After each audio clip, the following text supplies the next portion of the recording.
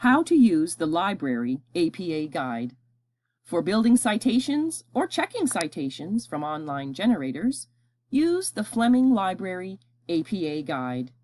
You don't need to memorize APA, you just have to know how to use our guide. Remember that citations have two parts.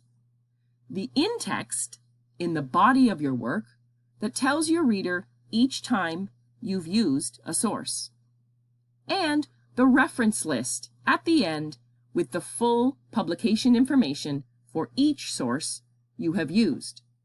You must use both in-text and reference list entries. Now let's head over to the APA Guide.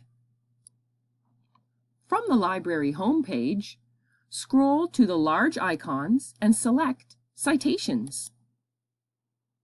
Choose the APA tab.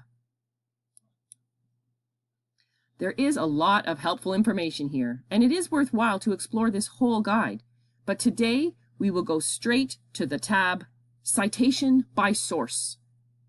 Choose the format of the source you want to cite. The most common source formats are articles, books, class lecture notes, and websites, but you can see there are many options here. Let's choose articles. Each format page has a menu, so you can quickly jump to the example you need.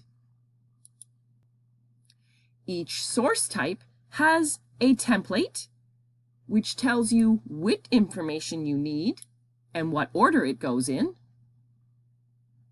Then there is an example of a real source, so you can see how it looks.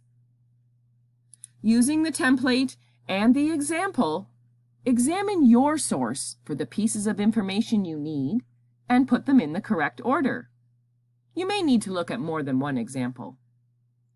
All the punctuation, spacing, and italics are deliberate, so look closely and follow the example for formatting. Each example also includes the in-text citation. You may have further questions based on your particular source. Check the menus and other boxes on the guide for guidance and tips. If you still have questions, contact us through Ask on Chat, by email, or by visiting the library. We're here to help.